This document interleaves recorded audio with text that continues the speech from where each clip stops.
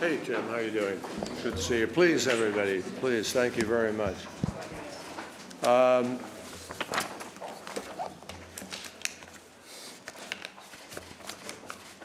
good afternoon and hello, and welcome to the treaty room of the State Department. We don't have a treaty to sign today, but we're delighted to be here. I'm really pleased to be joined by my colleague, Jeffrey Onyema, and very happy to welcome his distinguished delegation here today. The importance of today, which is a full day's meeting of the U.S.-Nigeria Binational Commission, is really underscored by the quality of the participants on both sides and the breadth of the discussion that we are having in the course of the day. Representatives from my government include leaders from the State Department, USAID, the Defense Department, Commerce Department, and several other key agencies. And Jim Entwistle, of course, our outstanding ambassador to Nigeria, is also here, as is the Nigerian Chargé d'Affaires, Hakeem Balogun, and welcome. And we're happy to have such broad representation at this important dialogue. Let me just say a word personally about this, because I had the occasion to travel twice to Nigeria last year, and I personally became invested in the enormous possibilities of this enormous country, which is vital to all of Africa, to all of our interests in so many different ways. And so this morning, our two teams focused appropriately on the security issues. In the afternoon, we're going to review issues related to economic development and to governance. And in just a few minutes, we're going to have a working lunch, which will cover probably a little bit of a mix of both. But our delegations have already covered a lot of ground, and they have a lot of ground yet to cover in the rest of today. And I think it's fair to say that we both attach a very high value to this conversation. And we also attach a high value to simply the people-to-people component of this. We want Nigeria to succeed. And I don't say that with any element of patronizing or arrogant or any kind of view other than the fact that we know there are challenges. You know there are challenges. That's what your election was about.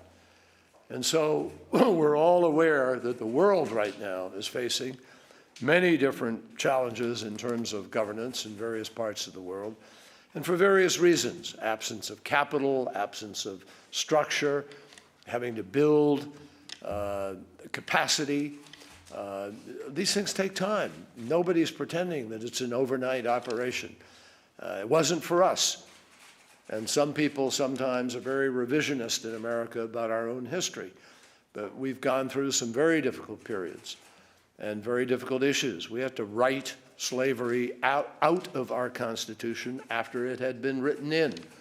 And that was no small task with a civil war raging around it. So we've been through a history. And what we're trying to do is really share with people the shortcut, if you will, how you can manage to avoid some of the mistakes that we've made in the course of our own development in ways that can embrace the hopes and the aspirations of millions upon millions of people. That's what this is about. And Nigeria is an extraordinary country. It has huge potential, a very rich culture, and it is finding very vibrant expression in every branch of the arts. And like the United States, it is a diverse country with a very large and assertive civil society. And like America, Nigeria is looked to for leadership in confronting some of the starkest challenges of our times. So it is good news, therefore, that our bilateral relationship is in fact healthy and strong.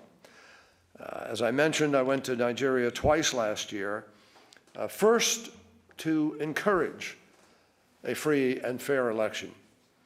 And I met then with candidate Buhari, now president, and talked about the challenge of being a challenger and running against an incumbent, and how complicated but important it was at this election be free of violence and be fair. And I later went to attend the results of that election, and we all in America salute the people of Nigeria who really made that election what it was. We salute the outcome, which gave me the privilege of attending President Buhari's inauguration. Commerce Secretary Pritzker has been among the first senior U.S. officials who've been to Nigeria recently. In her case, it was to highlight investment opportunities. And that is a theme that has been reinforced by yesterday's business forum here in Washington. So the United States, let me be clear, is very encouraged by President Buhari's commitment to an economy that is more diversified, less dependent on a single commodity for export earnings, and that means we need to develop sustainability. Sustainable growth depends on a climate that is welcoming to investment and respectful of the environment and of workers' rights. And we have learned in these last 25, 30 years that it is never a competition between the environment and development. That is a false choice, completely false, and particularly in the context of today's challenge of climate change. You can develop in ways that protect the environment and also are competitive and provide jobs for people. Now, Nigeria's future is in Nigerians' hands. We respect that. The United States is here to help, to meet your needs, to listen to you carefully, to understand what it is that you believe is necessary, and to work with you where we can to implement. Our development assistance this year will top $600 million. And we're working closely with your leaders, the leaders of your health ministry, to halt the misery that is spread by HIV/AIDS, by malaria, and by TB. Our Power Africa initiative is aimed at strengthening the energy sector, where shortage in electricity has frustrated the population and impeded growth. And our long-term food security program, Feed the Future, is helping to create more efficient agriculture and to raise rural incomes in doing that. Our Young African Leaders program, in which many Nigerians participate, is preparing the next generation to take the reins of responsibility. And I will tell you, I have met with young African leaders, I've met with young Asian leaders, I've met with young leaders around the world. It is extraordinary how intelligent, how energized, how focused, how determined these young leaders are to meet the future and to define the future.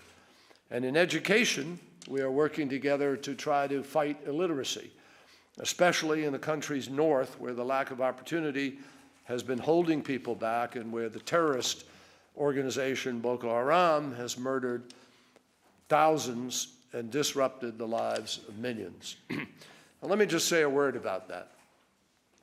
It is an outrage that any group anywhere would brainwash young people, including little girls, to strap explosives to their bodies and walk into an open marketplace with the intent of murdering their own families, neighbors, and themselves. That is what Boko Haram does. And that is why these terrorists have to be stopped, and why the United States of America and President Obama are deeply committed to help Nigeria in this struggle. Under President Buhari, Nigeria has been taking the fight to Boko Haram, and it has reduced Boko Haram's capacity to launch full-scale attacks. However, the group still remains a threat, a serious threat to the entire region. And in recent months, our governments have been collaborating on new ways to institute security measures, including counter-IED equipment, improved information sharing, and training and equipping 2 infantry battalions. Now, I want to be clear. This aid is predicated on the understanding that even when countering a group as ruthless as Boko Haram, security forces have a duty to set the standard with respect to human rights. One abuse does not excuse another. Both our governments know that all military action is required to protect civilians from terrorists. The long-term solution requires effective governance and the creation of jobs that give young people a deep stake in the future of their communities. The threat that is posed by Boko Haram is serious, but it must not, and I really believe this, it will not be allowed to shape Nigeria's future. Nigeria is a country with an almost boundless capacity for economic growth. Believe in that, boundless capacity for economic growth. It has a youthful population that is thoroughly plugged in, and citizens who do not hesitate to express their views. Nigeria is a country that is a responsible international partner and well-positioned to contribute to the regional and global problem solving. But as both President Buhari and President Obama stressed, one of the largest and most stubborn obstacles is the persistence of corruption. To fight it, the United States strongly supports the efforts of institutions like Nigeria's Economic and Financial Crimes Commission to prosecute corruption cases. And we back the role of civil society and of the media in exposing corruption and in advocating for greater transparency. And we emphasize the message that the United States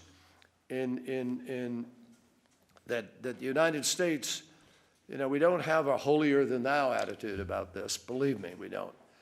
We've had our own challenges with organized crime through some of our history, but we have fought back against it. And we have fought back against it with prosecutors who are above reproach, above the possibility of any kind of interference, and who go after it, and that has made all the difference in the world. You cannot have impunity in your culture, in anybody's culture, and expect to be able to make progress. The truth is, and I've seen this as Secretary of State, and it's been an eye-opener for me, the numbers of countries in the world that are challenged today by corruption, where it is stealing the future from young people, stealing the future from all citizens.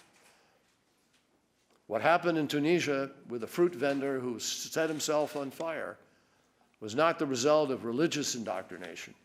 It was a result of an individual who rebelled against an individual act of corruption by a policeman and who said, "I've had enough." So all of us need to heed the warning signs.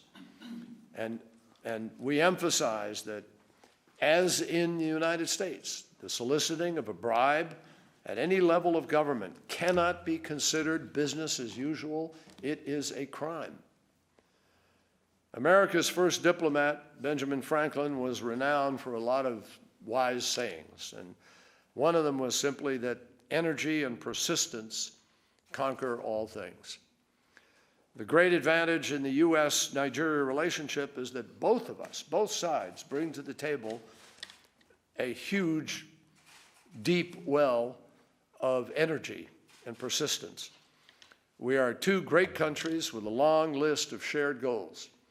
And our purpose today is to map out the next steps for cooperation in all of those areas where we need it. Now, as I said at the beginning, this doesn't transform things overnight, but I'll tell you absolutely positively, it moves us steadily forward. It creates momentum in the right direction, and that is good for Nigeria, it's good for the United States, and frankly, if we can get this right, that will really make a difference to the world. It will be an example of what can be achieved when you have determined leadership that is absolutely committed to getting on a different path and a different road. So that's the importance of today. A very, very important meeting, important opportunity, and I look forward to trying to make the most of it with you for the rest of the day. And with that, it's my great pleasure to turn to Jeffrey and give you the floor, sir. Thank you. Thank you very much indeed, Secretary Kerry. It's a tremendous pleasure for myself, as well as my delegation, to be here in this beautiful building and beautiful country. We really cannot thank yourself, your government, President Obama, for really the help and the support and the friendship that we have received from you. You've mentioned the fact that you've been to Nigeria twice, and of course you visited Nigeria at a very critical period in the history of our country. We cannot underestimate the impact that your visit and the support of your country has had in shaping the future for Nigeria. As you noted very well, we had really historic elections last year. And up until that point, it was really not very clear which direction things were going to go. And of course, we've had respect for the United States for a very long time. Your system of government is one that we've adopted. We had a Westminster model once upon a time, but we threw that aside and embraced the United States model. An expensive model it is too, but we're struggling as best we can, with it. We share the same values, and we respect very much what this great country has achieved, and this country has really become a model for all countries in the world, and we aspire to going some ways to emulating this model. Of course, it has not been easy for us as a country, as a people. We've also, in a very short period of time, gone through our trials and tribulations, as you have, civil war and numerous coups d'etats, and really struggling as a country to find the right path for ourselves. It hasn't been easy. It hasn't been easy at all. But the important thing is that we're still one as a country, just as you managed those years back to remain one. And of course, in remaining one, you managed to really change the history of the world in so many ways. We might not be that ambitious, but we certainly, aspire in remaining one to change things in our country and possibly also in our continent.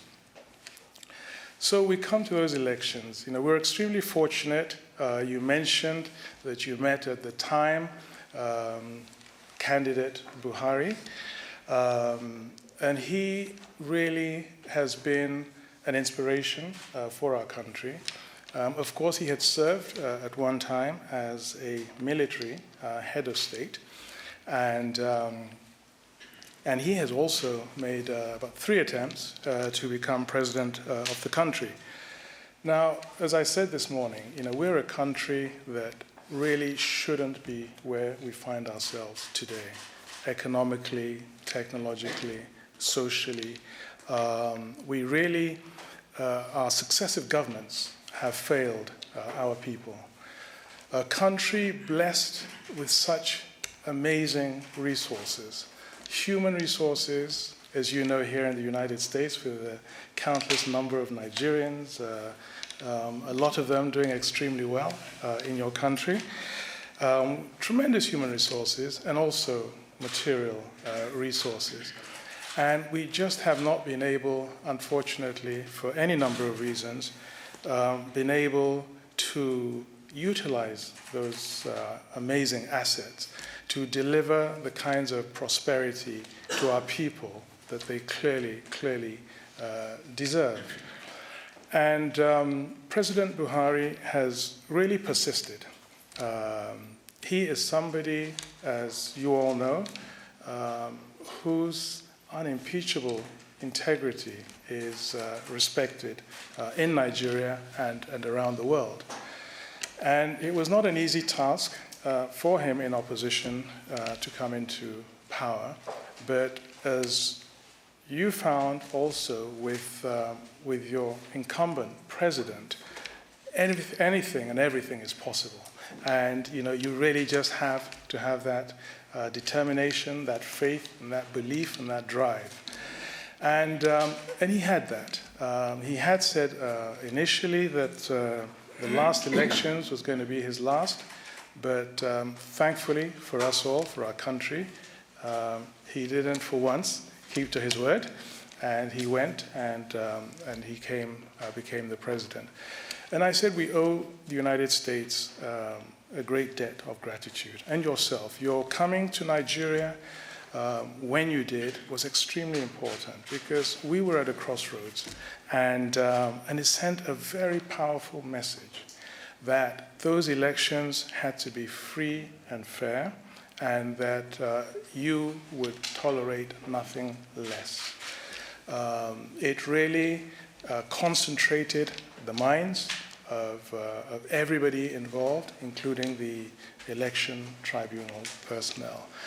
And yes, we delivered really historic elections. Now, we believe where we were at the point of those elections, we were in a very bad place. However, one chooses to look at it. If we look at the situation of security, we were facing really an existential challenge. We had an insurgency that was overpowering our military and was taking territory, keeping territory, and hoisting flags declaring caliphates. And our government seemed almost powerless to do anything about it. An insurgency, as you noted, that was able to go and kidnap over 200 of our young girls, and yet we were powerless to do anything about it. If we looked at our economic situation, it was also dire, notwithstanding the fact that we had had years which oil prices were at about $140 to the barrel, record limits. But all this was really squandered. And as far as governance was concerned, all we heard about was just the level of corruption, which you have also mentioned, Secretary, in our country. The Nigerian brand was really at the lowest it could possibly be. And this was really the starting point for this government. And thankfully, we had a president who came on board who was absolutely determined that Nigeria should change directions, that we absolutely had to change. And to a certain extent, a lot of the Nigerians really believed that this was the last hope, the last chance for our country. They elected him. Of course, we've been extremely unfortunate because the expectation levels were extremely high. He came into power and really had great hopes of achieving great things and completely changing the way we do business in Nigeria. Similar to what this government experienced when it first came into power some 7 years ago, faced with a global economic crisis of almost historic proportions, we also faced this oil price catastrophe, an economy that depended almost exclusively on oil. And we saw the oil prices drop precipitously from about $140 to a barrel to almost $30 to a barrel. And this government came on board in this situation. Mr. President has outlined the vision and the priorities that he really feels will be able to get our country back to where it should be, a path of sustainable growth. And it's in that context that, again, we thank your government for being so cooperative and supportive in helping to establish this binational commission, a framework in which we could cooperate with the greatest economic power the world has ever seen to try to really kickstart our economy and really transform the way we do business in Nigeria and really lay the foundation for greater prosperity for our people. And Mr. President identified the 3 priority areas of security. We know what Boko Haram has done and some of the other security challenges that we face. But here again, we really cannot thank you enough, Mr. Secretary, and your government for the support that you've provided to us in engaging with the security challenges, enormous security challenges that we are facing. Of course, as we have now seen, it is now a global phenomenon, the terrorism, and it's interlinked around the world. So our coming together, cooperating to address that particular terrorist challenge is absolutely key and vital for the global community. And we cannot thank you enough for the support you have provided to us in that context. And of course, you know, we have almost 2 million displaced, internally displaced persons. So it's not just a question of engaging militarily with this threat, but we also have to think of the damage that they have caused to the country. A damage that has been caused when we need all the financial resources and material resources we can possibly lay our hands on for our development. So not only have we suffered from this catastrophic drop in oil prices, you know, but we have this major, you know, insurgency situation that is also draining away a lot of our resources. When Mr. President assumed office, he said that by the end of last year, 2015, he would have defeated the Boko Haram. We would have done so. And technically and militarily, we have achieved that. And it's required great commitment, and he's shown tremendous leadership in achieving this. And what we do have now, though, is what we have in a number of countries around the world. As you have again mentioned, Mr. Secretary, suicide bombers, using young girls, strapping them up, and having them blow themselves up in soft targets, marketplaces, using improvised explosive devices. And these are the kinds of challenges we're facing. We appreciate that to address those, we would require different strategies, not just the direct military one. And so in addition, of course, to the military support that you have so kindly provided us with, we appreciate very much also the intelligence support that you're providing to us, and that's been extremely important. We understand that we also have to tackle the root causes of this kind of radicalization.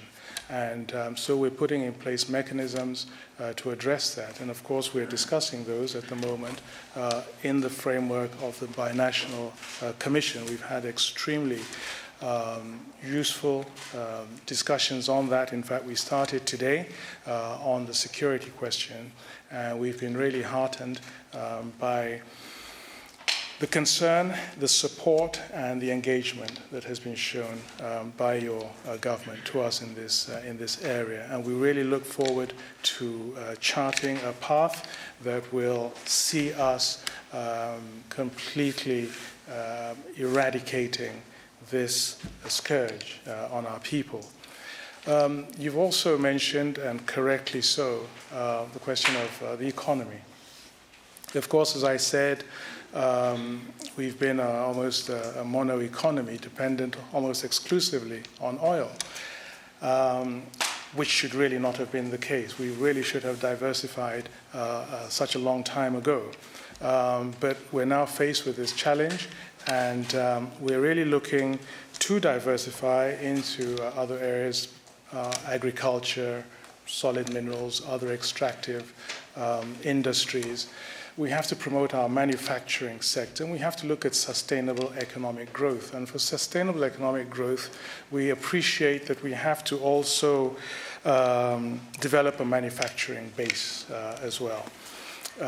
Foreign direct investment is absolutely key, and we really have to do a lot more to make Nigeria an attractive place for business. We have to work on the new brand. Mr. President is absolutely determined to do that, to have a more transparent environment for foreign direct investment.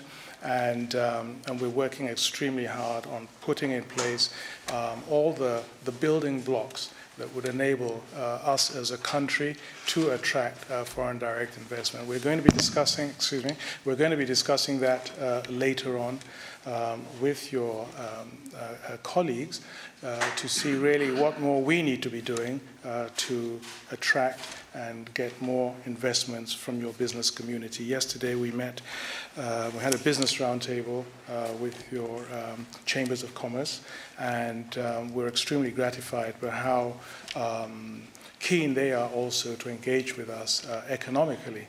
And of course, in the area of governance and democracy, we absolutely put great store by your words that it's just totally unacceptable.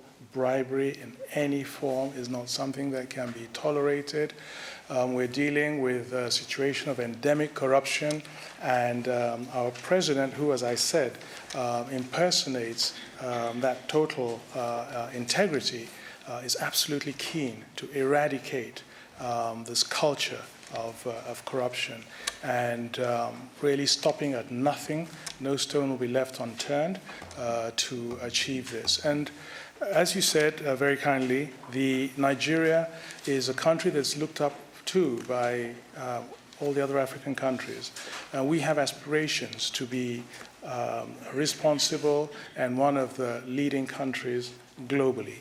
And for that, we have to take on and assume various responsibilities, such as ensuring peace on the African continent in our peacekeeping role, promoting greater African integration, and helping to promote democracy across Africa. And of course, what we were able to achieve last year with our elections has really given us a platform. It's captured the imagination of countries around the world, and we really wish to leverage on that to also play a role in other African countries. So, Mr. Secretary, thank you very, very much indeed again for the wonderful support that you personally have provided to us and to your president and your government. You mentioned your ambassador in Nigeria, who's also been a great source of support, and your assistant secretary for Africa. So we really enjoy and appreciate working with them, and we're seeing very concrete results and deliverables, and we look forward to continue in this path. So thank you very much indeed, Secretary, for everything you've done. Thank you, Judge.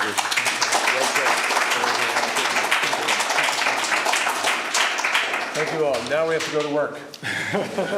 No free lunch.